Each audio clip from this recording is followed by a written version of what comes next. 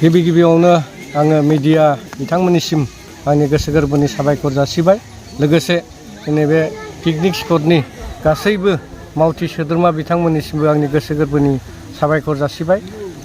दा जोंनाव आसाम हिसाबै 12 दान थायो। बे 12 दाननि गेजेराव जोङो जोंनि बे आसामनि साफ्रोमबो मानसियानो आबादजों सोमोन्दो दं।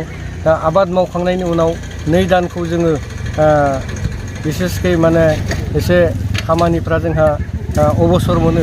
बे अबसराव माने जोंनि गोसोफोरखौ एसे सुग्लाय होनो थाखाय बा रंजानायखौ लाबोनो थाखाय बोसोरनि गेजेराव बे पिकनिक स्पटखौ खालामनाय जादों। दा आसा खालामदों साफ्रोमबो रायजो राजा बिथांमोनहा बे जोंनि पिकनिक स्पटआव फैनानै जाहाथे मोजाङै मोजां थांफिननो हायो। बिसेसकै बे बुंनो थाङोब्ला जोंनि आसामावनो बेबायदि भुमेश्वर पाहार बा भुमेश्वर हाजो बायदि गोजौ हाजो गैया। बे जोंनि मोनसे मोजां सिनायथि बा बे जोंनि मोनसे दुगाथाव। दा बेनि थाखायनो साफ्रोमबो मानसिफ्रा बा साफ्रोमबो बिथांमोनहा बे जोंनि भुमेश्वर हाजोआव फैनानै बायदि मैया मोख्रा नुगोन, बेवहाय जोंहा मै नुगोन आरो दाउमासार नुगोन। मोख्राया जाहैबाय गोमो मोनसे गुफुर जातनि नुनो मोनो। बेवहाय बायदि मैया माने बिदिनो मा होनो बेखौ खेवथाय, मोदै, नेवलाय बेफोरथ' दङसैयानो आरो जिबौ जिबाद बेवहाय नुनो मोनो। दा जोंहा बे हाजोनि एसे हरै गोजानाव थांनानै मोनसे जलप्रपात मोनसे जायगा दङ। बेवहायबो नोंथांमोना थांनानै कमिटियाव सोंनानै बेखौ नायनो हागोन। जोंनि कमिटिनि मानसिया नोंथांमोनखौ माने बे जायगायाव दोनलांनानै नायहोनो थाखाय साखाफारा जादों।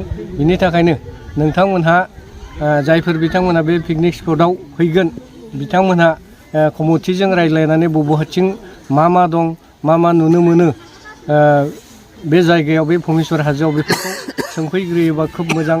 मानो होननानै बुङोबा बेवहाय हाग्रानि जिब जुनारानो गासैबो बुंफबनानै दङ। दा बिनि थाखायनो आं साफ्रोमबो रायजो राजा बिथांमोनखौ खावलायगोन जाहाथे बे पिकनिक स्पटआव फैनायनि सिगां बा फैनानै दा बे कमिटिनि मानसिफोरजों एसे सोंस्लिउनानै पिकनिक जानायनि हाबाफारिखौ मावलाङो। बेखिनिखौनो बुंनानै आरो साफ्रोमबो रायजो राजाफोरखौ बे पिकनिक स्पटआव फैनानै जोंनि মাবাকো কমিটিকো এতিয়া আমি যোৱা বছৰ ইয়াত কৰিছিলোঁ। তাৰপিছতে আমি এইবেলিও আমি আৰম্ভ কৰিলোঁ। তাৰপিছত যাতে এইটো ভালে ভালে হৈ যায় সেইটোৱে কৈছোঁ। আৰু কেনেধৰণৰ আশাবাদী মানুহৰ সমাগমৰ বাবে? মানুহৰ সমাগমটো যোৱা বছৰত যিমান হৈছে আমি জাগা দিব পৰা নাই। এইবেলিও আহিব মানুহ, ইয়াত খাব। অলপ কি সুবিধা আছে ইয়াতে? সুবিধা মানে এতিয়া আমি পানী যোগানটো দিছোঁ, অলপ চেলফি উঠাৰ কাৰণে অলপ বনাই দিছোঁ। আৰু বাকী কিছুমান কৰিব লগা আছে, এতিয়া আমি সময় সাপেক্ষে আমি কৰি থাকিম। তাৰপিছত ইয়াতে আৰু আমাৰ সোণালী বান্দৰ ইয়াত দেখা যায়, সেইটো আহে। তাৰপিছত এই যে হৰিণটো আছে, সেইটো বৰ্তমান এতিয়ালৈকে মানুহৰ কাৰণে সি ওচৰত আহিব পৰা নাই। ইয়াত আহিলে সকলোৱে দেখিব পাব। এইটো ৰাইজে আহাৰ বাবে কি আহ্বান জনাব? এতিয়া টুৰিজিম আৰু পিকনিক স্পট এই সম্পৰ্কত মানুহ বিভিন্ন জেগাত খাব যায়। আমাৰ ইয়াতো আহি আমাৰ কাকৰাগাঁও ৰেভিনিউ এখন আছে ভুমেশ্বৰ পাহাৰ, ইয়াতো মানুহখিনি আহি যাওক, খাই যাওক, আমাৰ ভুমেশ্বৰ পাহাৰখিনি চাই যাওক। এইটোৱেই।